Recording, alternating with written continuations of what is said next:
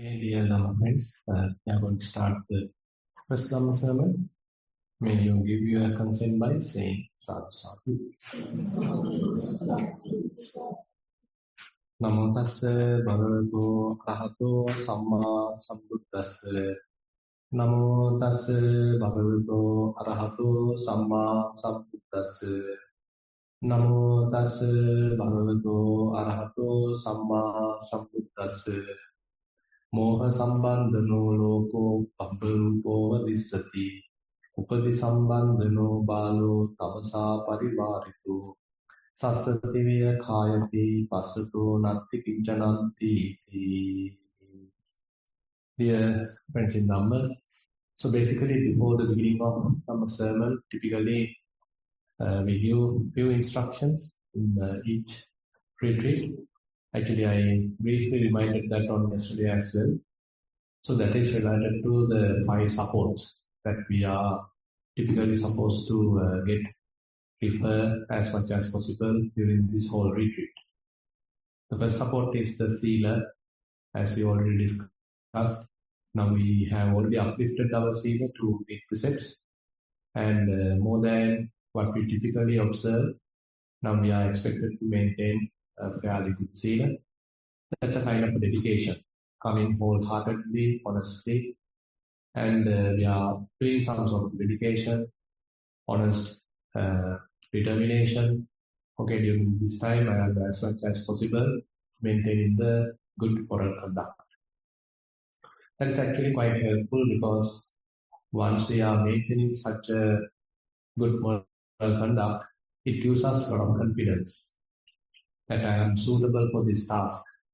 I deserve further development. And since I am not doing anything wrong and my sila is good, and then you feel more kind of happy internally that you are feeling contented, you feel more positive, and you like further progress, obviously, because you deserve something like that, something more. And another benefit is that Buddha mentioned when we are maintaining good sila, basically it reduces the distraction.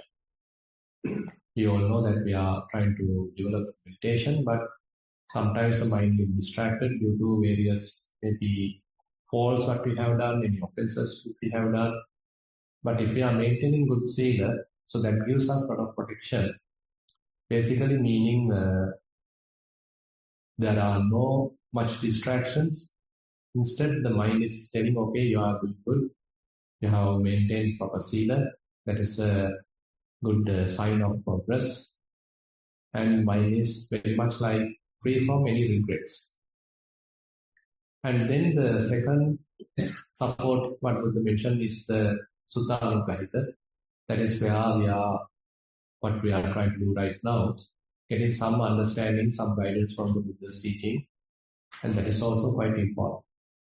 Because it is not that we are trying to practice as we really wish, rather we are always referring to Buddha's teaching, his old, his ancient teaching.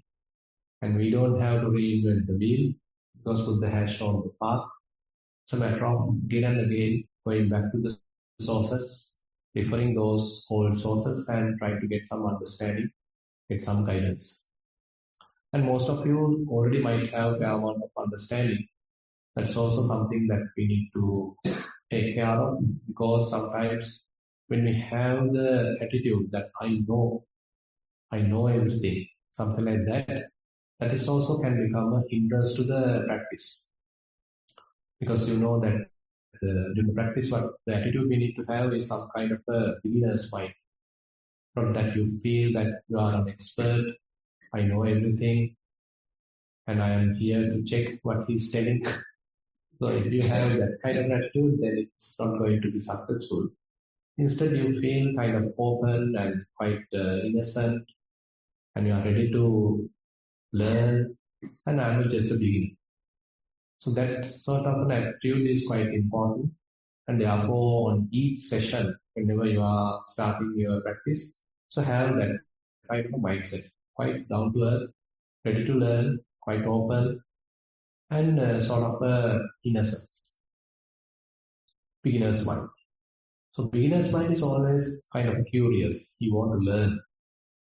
And because he is quite empty in the sense that he can fill some more, not overwhelmed by too much information, rather you are having enough space to learn something more, gather something more.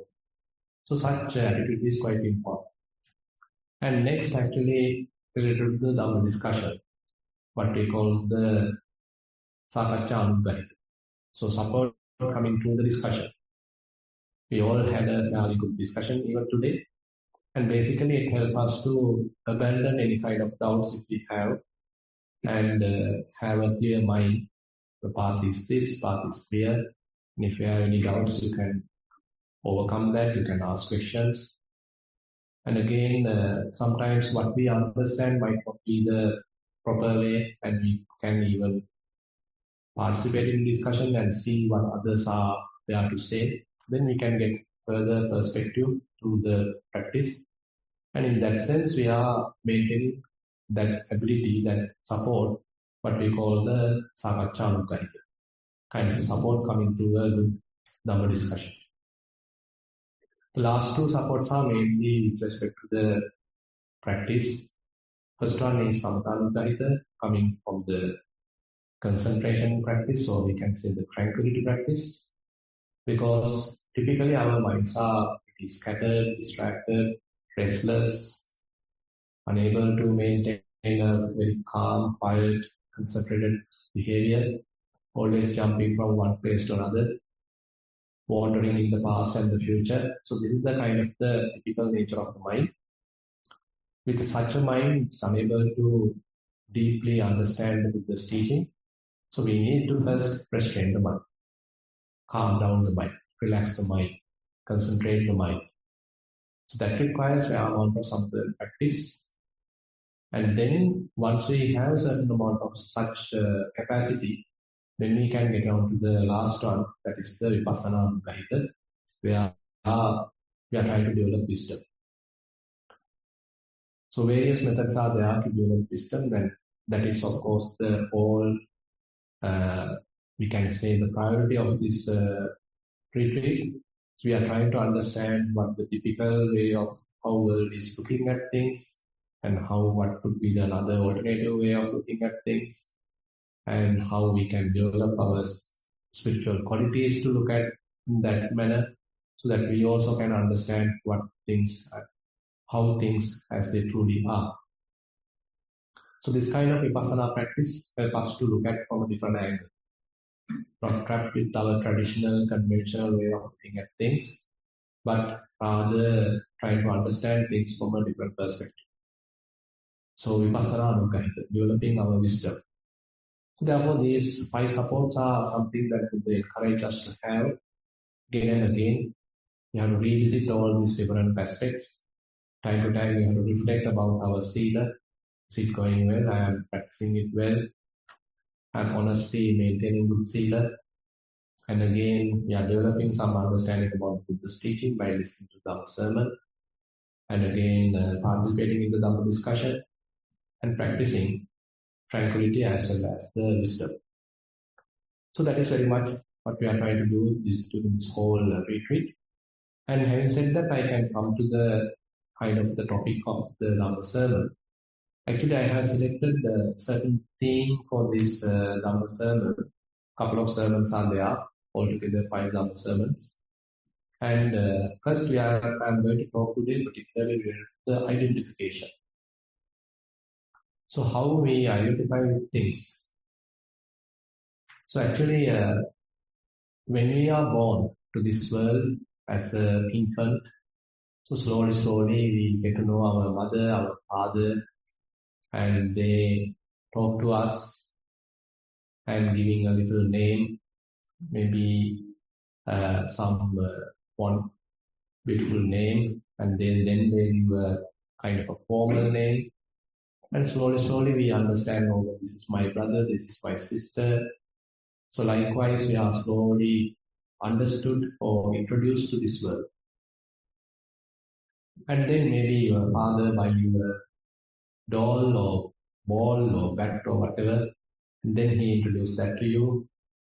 okay, kid, you can play with this, so this is this and that. So you are very much like slowly introduced to various objects, different toys. And toy is something beautiful, something important. And similarly, you are introduced to various friends, and now you are little learning about the surrounding, and you get to know each other, and few friends are there. Okay, you have Vimal, you have Kamal, you have maybe Nelu. So many friends are there. Slowly, you are expanding your surrounding, your understanding. Couple of friends are there in your world now, and they also use your name to address you. So let's say you are the Kamal. Say now you be the Kamal, and so your friends are talking to you as Kamal, and maybe your mother is talking from your whatever her friendly name, her parently name. Your father also telling like that. Probably your friends may be using sometimes a nickname. So all various things are there. So slowly you are someone, and then assume now you are going to the school, college, and now you have a proper name.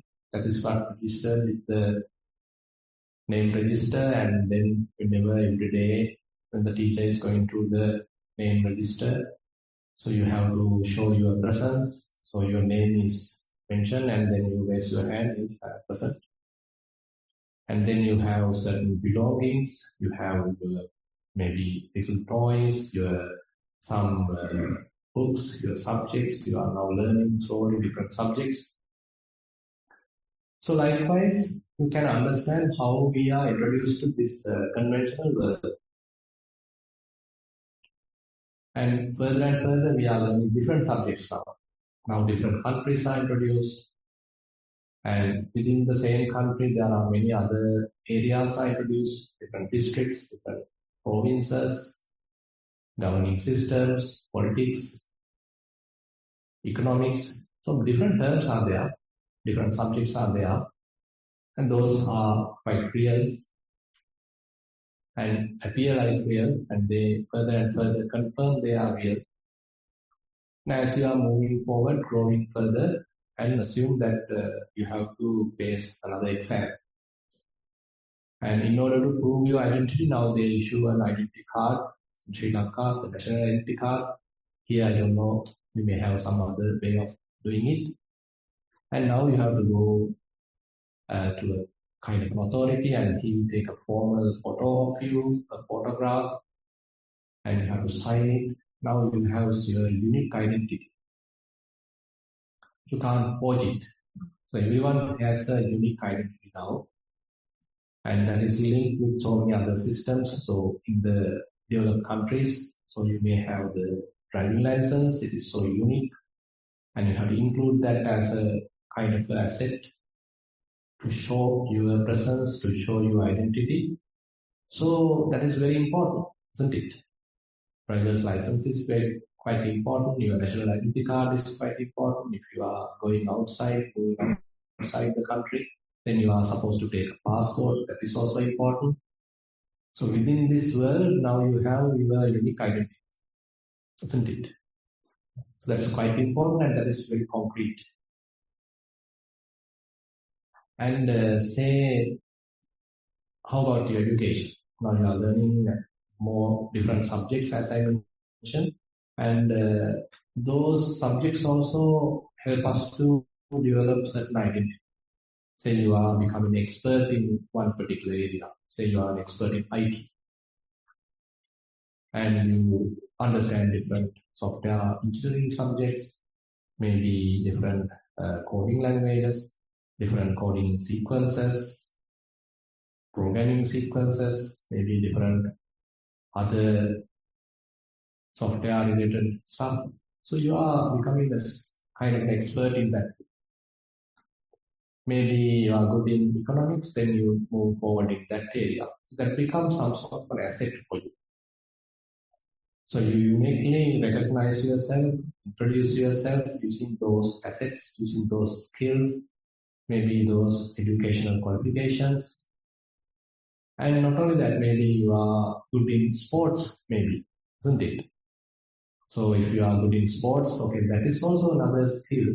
Further, you can develop. You may be representing your college, representing your university, representing your province, maybe the country.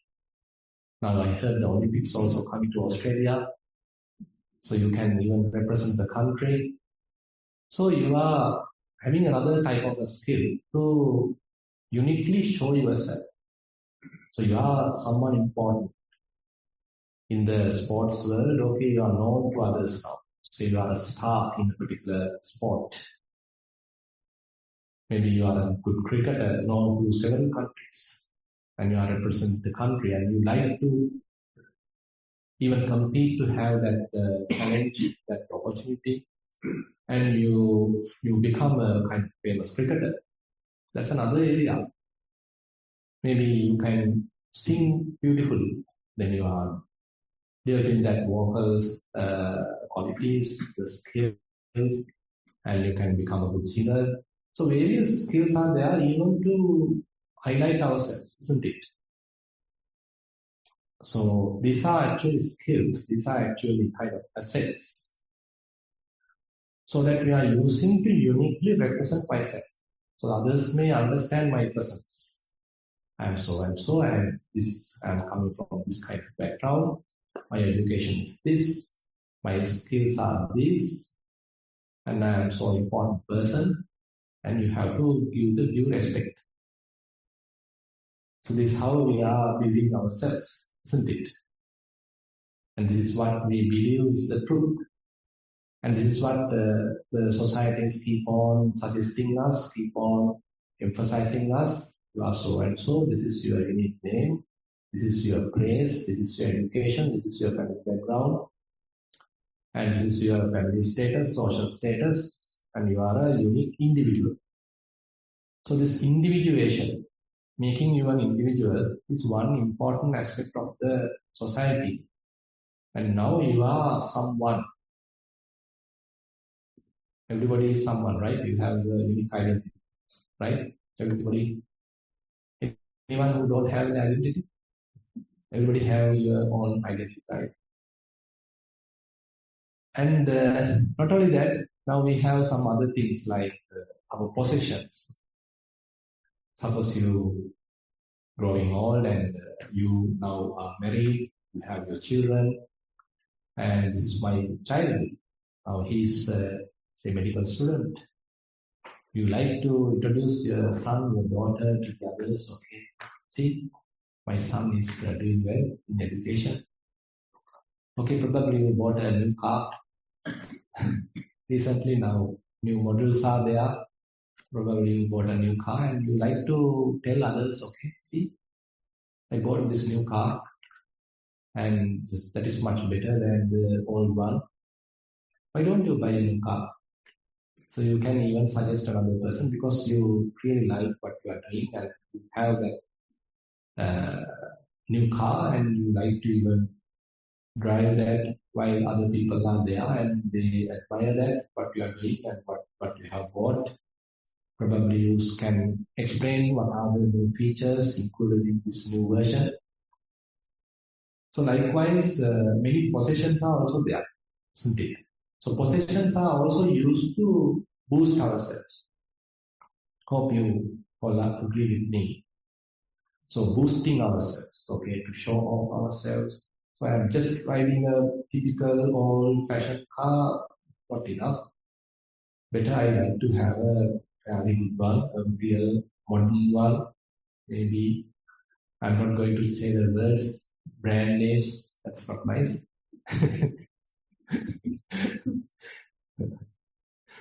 So this is how we have many possessions. So we want children to behave as we want, and I want my wife to behave as I want. I want my husband to behave as I want, and my possessions to represent my status. So likewise, different areas are there. Now objects are there. Now we already have the individuality, and on the other side we have the objects. So these are two broad categories actually we can recognize in the world. So we ourselves are an individual, and what we can see outside also many different individuals. And apart from that, we have different objects, things. And some things are quite attractive, and so I'm attracted to that thing. When I'm attracted to something, I want that thing. This is my thing now. It's mine now. So this is how we typically deal with the world, and it is our world, and that is what being confirmed by the others, by the government, by the political system, by the social system, and that is quite accepted as the truth, as the norm, as the truth. Now suppose you are going in front of the mirror. What do you see? Yourself, isn't it? So you see yourself. So immediate identification of yourself. Okay, you go in front of the mirror and you can see yourself. So immediate identification. And assume that you have a family photo and you are trying to explain to your friends, okay, this is my mom, this is my brother, this is my father. Okay, this is me. You can see this is me. So you can recognize yourself in the group photo, family photo, maybe batch photo, whatever. And you can introduce yourself, okay, this is me. So immediate identification. This is one sort of direct identification with something available in front of you as directly as yourself. Rupang Attado Samrupasa. Basically the direct identification of something as yourself.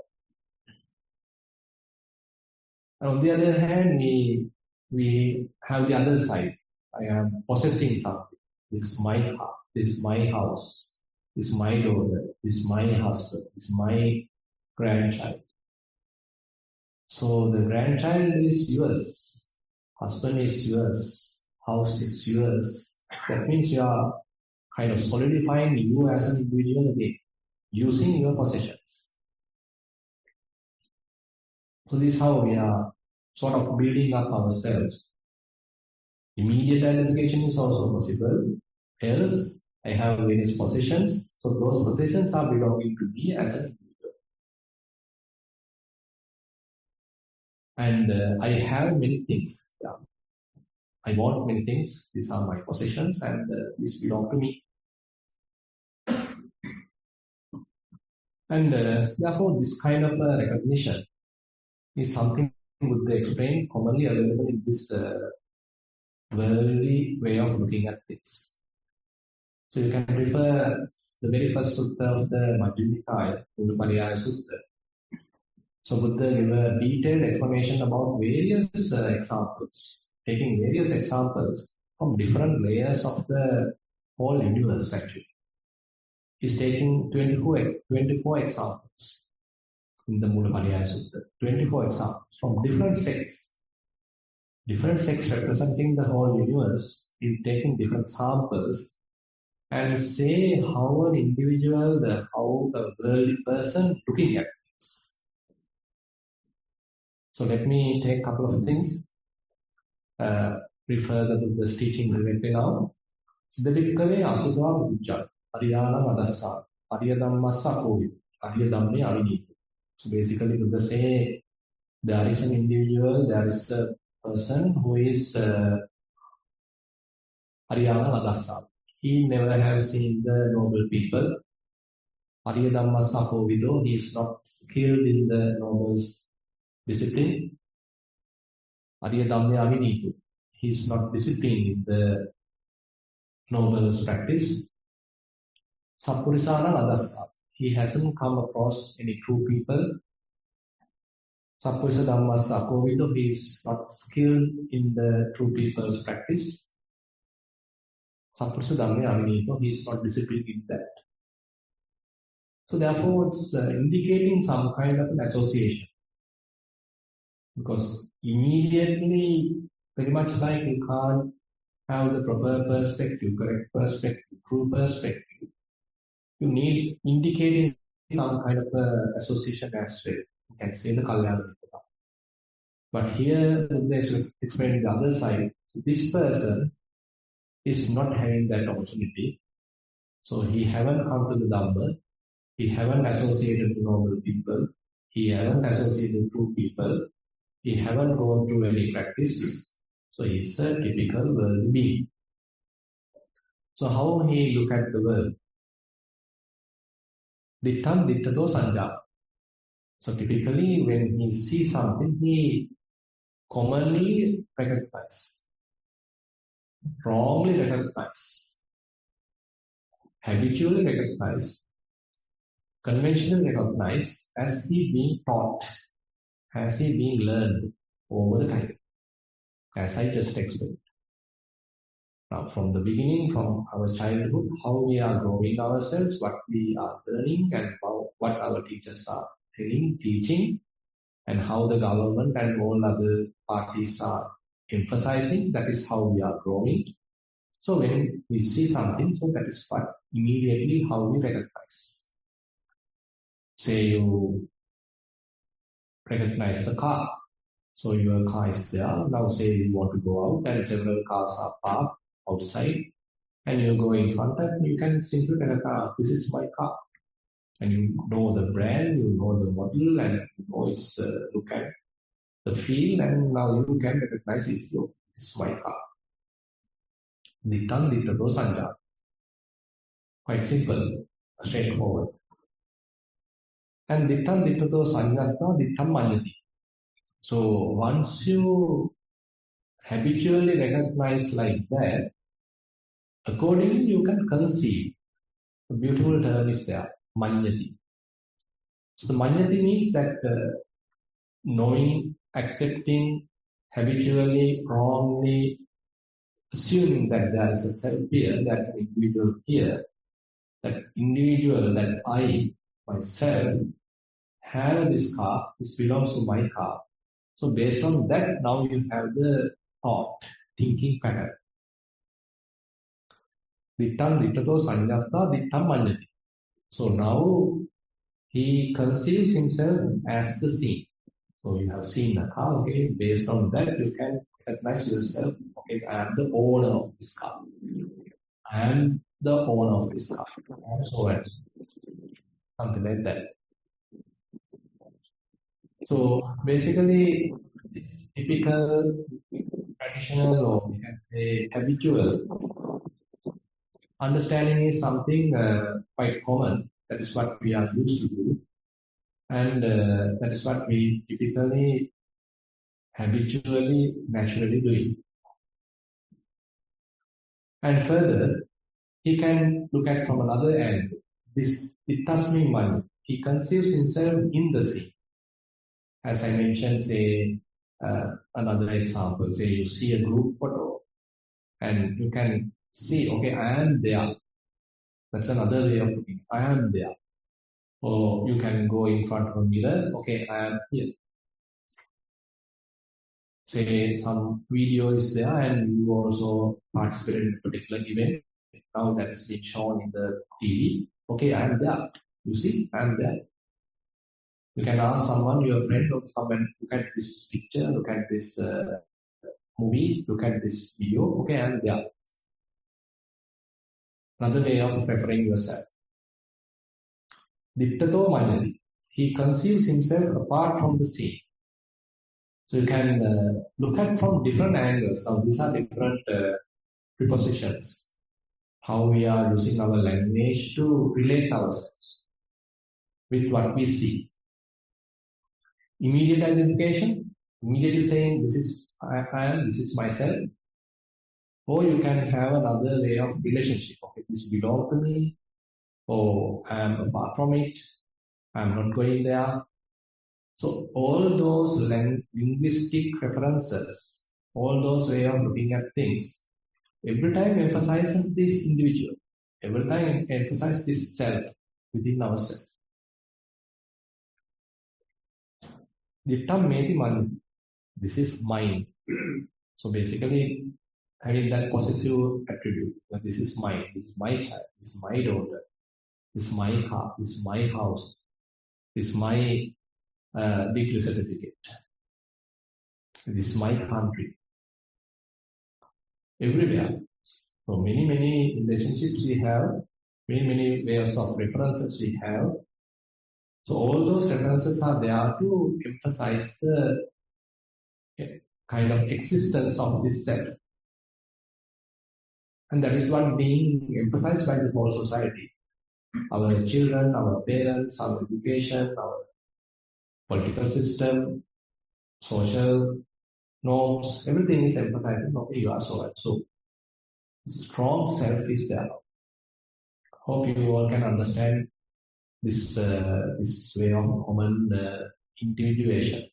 So we prepare ourselves. So this is what we call the Dhammeta. That's another interesting term in the Dhamma. What we call the Dhammeta. So you are making the self now. You are made up of something. Now I will give you a simple example to understand that principle. Now say you have a cup made up of metal. You can simply say it's a metal cup, right? Suppose you have something made up of gold. Say you have a necklace. It's a gold necklace. So necklace is gold. Cup is metal. And maybe if you have silver, okay, it's a silver jewelry. So made up with something. You are made up with something. Made up with a particular material. So what happened to the mind associating a particular object? Say you really like someone. Who is governing the happiness of yourself? Say you are in love with someone. You can go to your past, the old people.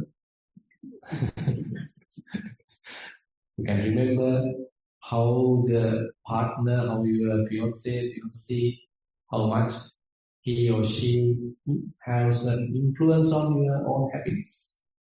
So that means when we are liking someone, when we are in relationship to someone, we have an intimate relationship. So our happiness is fairly governed, influenced by the other party. Hope you all agree with that. So that means we are very much like not independent, but rather fairly we are dependent. And similarly, when we like something, when we possess that, when we own that, is it really you own that or that own you? Very much like that. Basically, that has taken some space in your mind, isn't it? It has occupied a certain amount of your space in the mind. So wherever you go, you will carry that, isn't it? So that's why even while meditating, we remember our house, we remember our children, we remember our country, we remember our party. I heard now the election is going on in Australia, same in Sri Lanka. All are coming closer to the elections. So you can remember that. So you are carrying those burdens in your mind wherever you go. So certain part of the mind being occupied by those our likes, our desirable objects, desirable people, agreeable people. So in a way, even though we say belong to me, he belong to me, or I like him, and she's my wife, she's my daughter, she's my fiancé, whatever. Now, certain amount of your mental occupancy is also there by that particular person or particular thing. So this is where slowly Dhammeta coming to the picture. So basically now you are made up with that very much. So your feelings, your behavior, your attitudes are very much like influenced by that. Say you are associating a bad person. So he's teaching you, he's talking to you, he's influencing you. And probably he's giving some wrong instructions. He's misbehaving and you are associating. So slowly, you also very much like become that person, isn't it?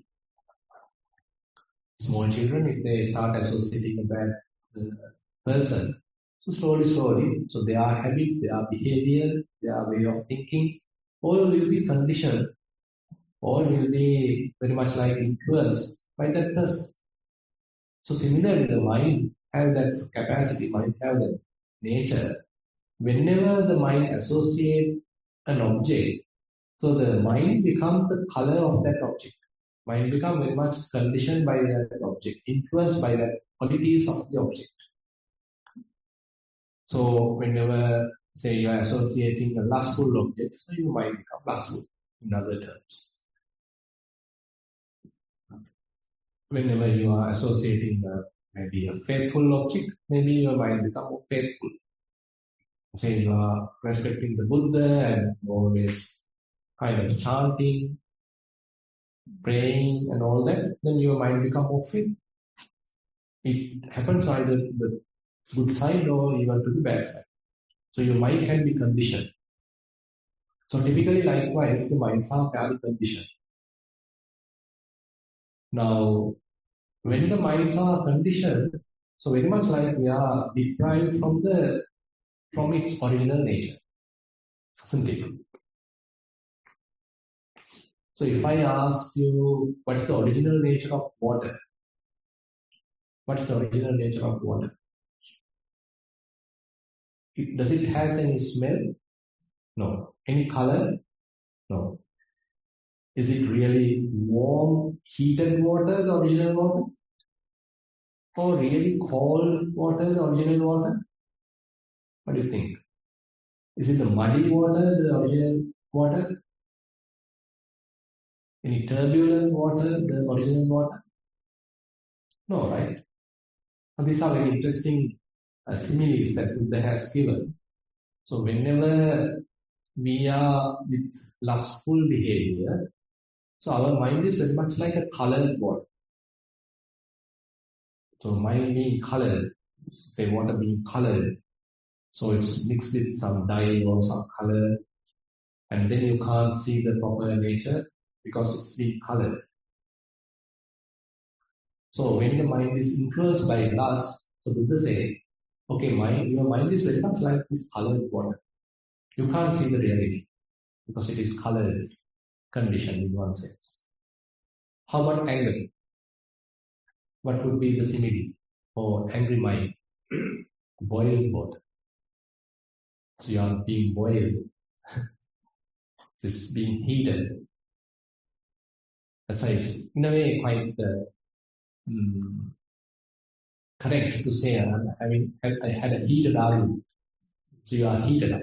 So your mind being heated. So the water once heated, when it's bubbling, and then that is the mind that we say, very much like when you are infected with anger, influenced by anger. That is not the original mind, by the way. And then the lethargy, the soft and torpor. So the when mind being influenced by soft and torpor, we say your mind is very much like water, which is fairly kept for a long time and it is what to say, stagnated and filled with some algae and that kind of moth and all that. So that is the type of water and it cannot be used. And that is very much like the lethargic, sloth and torpor influence mind. And then we could say the turbulent mind. You can immediately understand it's very much like a turbulent water. It's restless, maybe muddy and turbulent, it's gushing. And when the mind is restless, that the kuttacha kukucha, where you have restlessness and the regrets.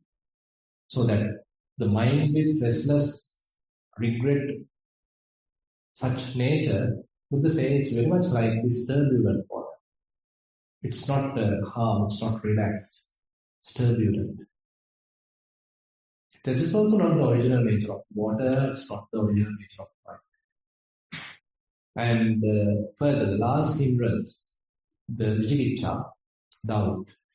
So when mind is influenced by doubt, Buddha said it's very much like water, which is kept under the darkness and also muddy. So you can't find the direction, you can't find the proper solution. So mind being corrupted with various doubts, perplexities. Now all those different similes actually give us an indication. So what should be the original, what should be like the original one? From the water simile, what should it like?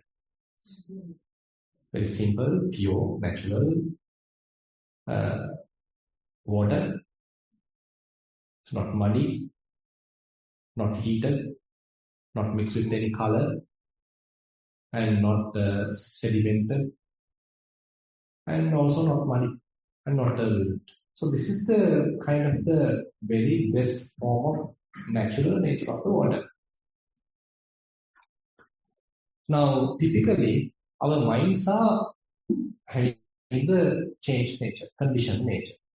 So that is where the samveta are. Either your mind is lost, either you are in an angry mood, either you are drowsy, either you are lethargic, or repeating about something happened in the past, or the mind is restless, or mind is kind of stagnated. And maybe can't see things, you are in darkness. So this is the conditioned mind in the day. You are conditioned by lust, you are conditioned by hatred, you are conditioned by sloth and torpor, you are conditioned by restlessness, conditioned by doubts. Now all that are kind of calling us, talking us about the Dhamma. So you are identifying with some sort of a nature. So you have lost that original nature. You have become something, you have become disoriented, shifted from the original nature. And basically, when the ignorance is there, this is what we prefer. So ignorance is the one to be governing the whole practice in the sense of the way of behavior. And we even like that. So the stanza that I have used as the theme of Dhamma sermon, Moha Sambandha Rogo, Babba Rupo Dissati, Uppadi Sambandha Rogo Balo, Tamasa Parivar, Sassati Viya. And so that's actually related to a beautiful story. During the Buddha's time, it's a kind of an incident happened to the Buddha himself. Probably you have heard about Magandhi. So the two parents are also called Magandhi, and they are quite fairly intelligent people. And the female has a kind of a capacity to read the foot marks, and then she found okay. No, actually the Brahmin, actually the male. So male accidentally found the Buddha, and he thought, okay, Buddha is a really good partner to my daughter. So Magandhi, the daughter is so beautiful, and these two parents actually passed away. Mother and father, the Magandhi, so they were searching for a good partner for their daughter. And they are quite little conceited in that sense, and Magandhi, the daughter, is also quite conceited because of her beauty. And ultimately they found Buddha. So the father is deciding, okay, Buddha should be a good partner. Okay, he is asking Buddha, okay, we were searching for a good companion for our daughter for all this time, we couldn't find. So just wait, I'll invite my daughter to come. Then I'll assign her to you. And Buddha kept a footmark, and then he go and just recite under the tree. And then now they escort the daughter towards the Buddha. And anyway, the lady understood that Buddha's sign has some extraordinary marks. Anyway, they escorted the child, and then they invited the Buddha to marry the child, marry the daughter. And Buddha made a very critical comment. You know that before my enlightenment, just to persuade me, there were, the angels, Anha, Rati, Raga. They are more exceeding the human beauty. They came to persuade me, but I didn't care about them. I didn't even look at them. Now this one, I don't even want to touch my toe. It's a very critical comment. And Madhandi got really shocked by that comment because everyone was fighting to win Madhandi, but this fellow is completely telling the opposite. Everybody was fighting to win my heart, to possess me as a wife, take me as a wife, but this one is telling the complete opposite. But anyway, the parents actually are wise. They understood, but slowly, they asked all different details, and Buddha started preaching Dhamma, and they ultimately become arahants. They all ultimately become arahants even. But the mother, the daughter, having a very revengeful thought about the Buddha. And later, she became the queen, one of the queens of the King Udena. And already King Udena has few more queens. One of them are called Samavati. So Samavati and 500 more other queens are there, but they are quite righteous. And they have gone to listen to Buddha's teaching and to Pujjuttara, and then they have become quite devoted. They are practicing. And Madhandi was quite unhappy about it. When Buddha arrived at Kosambi, and Madhandi wants to kind of defame the Buddha and expel him and the Sangha, and she made various different tricks to do that. And Sangha being blamed and trying to tarnish their image. Everything she tried, but nothing was successful. Ultimately, she wanted to take revenge from Samavati and the group, and she planned through her uncle and other relations. So while Madhandi and the others are inside the palace, and to burn it, put the fire to it. And during that time, King has gone outside, and the uncle and the others came inside the palace, and they tactfully asked Samavati and the others to be inside the palace, and they grabbed the various clothes, and ultimately they put the fire. Everybody being killed. Now, after this incident, King Udena actually suspicious about Madhandi. He was able to carefully get all the details. Slowly, he tactfully got all the details directly from Madhandi. And then he killed Madhandi as well as all her relations. Many killings, right? Many killings, like today. No difference. And when Sangha members actually get to know this incident, they reported back to the Buddha, and they asked, okay, what happened to this Samavati and the others? And Buddha mentioned, okay, they are quite devoted, they are quite honest, they are practicing really well. So their death is not bad in a way. So they are born to a better kind of a noble birth. So you can appreciate that.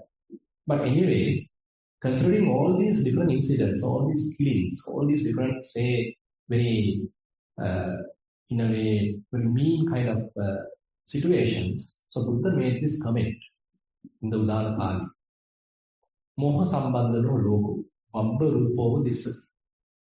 So when someone's mind is quite influenced by the avijja, the moha, the ignorance, so they perceive the whole world as available, as something true, something available. The world appears as real, basically, for the one who is influenced by this ignorance, fettered with delusion. And not only that, upadi sambandhano bala, avasa parivarika. And he has all these different assets to say who I am. I am so and so. I am Malandi. I am the beautiful being. Everybody is trying to win my heart. Everybody is asking myself. So tamasa parivartu. So those assets, those upadis, are the ones using to build up one's ego, to boost oneself.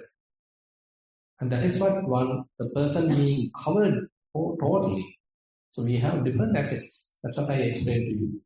Maybe our educational qualifications, maybe our house, maybe our car, maybe our parents, maybe our children, maybe our beauty, maybe our skills, sports, singing, many different things we can use to boost the self, prepare ourselves, prepare our identity.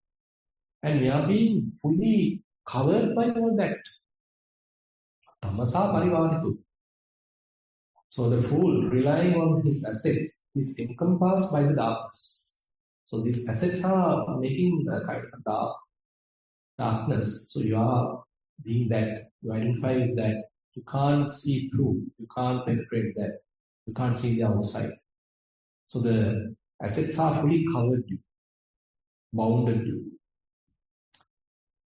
Sasativiya, for that person, everything appear like true, everything appear like available. World appears as eternal, world appear like existing. But passato nati kinchana. But for one who see through, who can see penetratively, who can see from a different angle, he can understand there's nothing there. Sassato nati kinchana. There's nothing here. So kind of an indication how the typical world beings are looking at the world, how they are behaving, and how they prepare ourselves. They are identifying with many different things, and they consider those as their assets. And they are fully covered by those assets, and so they become someone. So when someone is like behaving like that, and he has that sort of wrong understanding, so we can say he is quite identified with something, identified as an individual, and he is subjected to this sammeta.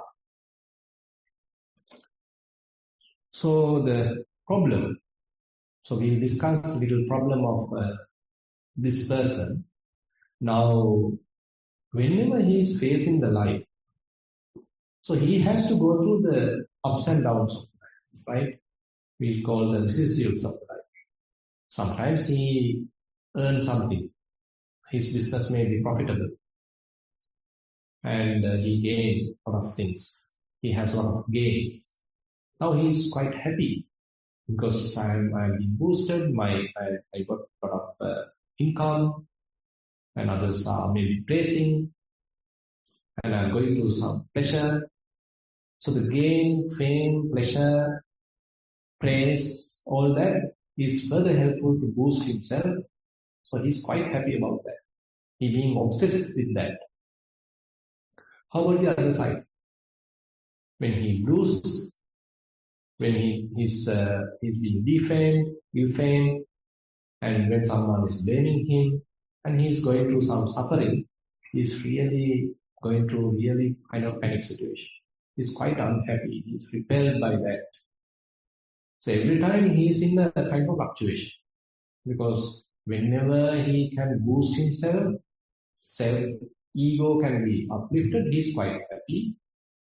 But whenever it is being threatened, he's quite unhappy. So always fluctuating from this to that, positive to negative, positive to negative, positive to negative. So Buddha mentioned, Tasta Labo Pichittam Paryadaya Titta. Whatever the gain will obsess his mind. Similarly, whatever the loss can obsess his mind. The praise can obsess his mind. The ill fame can obsess his mind. Suffering can obsess his mind. Pleasure can obsess his mind. All these different fluctuations, ups and downs of life can obsess him. So, evam anurodha vinoda samapana.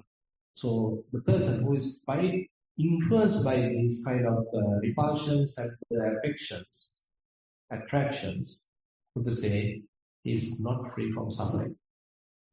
Na parimuchyati jatiya jaraya maranena sokehi paridehi dukkehi domanasya payasi. Na parimuchyati dukkasmati vada. So he is bounded by this kind of a birth, bounded by suffering, bounded by despair, lamentation, all that is completely not free from suffering. So basically, when we are identified like that, so we have so many things, so many belongings, we are an individual, I have my ego, I have myself. So when that is being further boosted, I am quite happy. When that is being threatened, I am unhappy and suffering. So this is the nature of this kind of tamyata. When we have the strong identification, so this is the impact. These are the consequences. So this is something I want to make your attention and draw your attention, have some understanding. So this is the way that the typical world is working. This is what we are learning. This is what we typically being conventionally taught. And we are asked to behave as an individual and obviously we have attractions, obviously we have repulsions, anger, hate, or lust, desires, all those things are available. And we are in a kind of mess. Mind is keep on thinking obsessively and too much sometimes thinking, end up with despair, end up with depression, end up with heart failures, end up with stresses, tensions, so much of suffering is there. Okay, I have prepared the ground, understood our suffering, our state, and from tomorrow we look at further about the same subject. And what are the kind of deep causes that Buddha is talking and what is the solution, how to come out of it. Okay, with that note, I will conclude today's Dhamma sermon. Thank you very much for attending this. Okay, typically at the end of the Dhamma sermon, we share the merits. So today we have spent a lot of time practicing the Buddha's teaching and some of you participated in the offering dana and preparing and all that various duties, and we have participated in the Dhamma discussion and also listened to the Dhamma sermon. And all these merits we share with all the past relatives, we share with all the celestial beings, and we share these merits with whoever in need of merits. And also we kind of wish these merits help us also to understand Buddha's teaching and to be free from all suffering. And we will recite the traditional verses.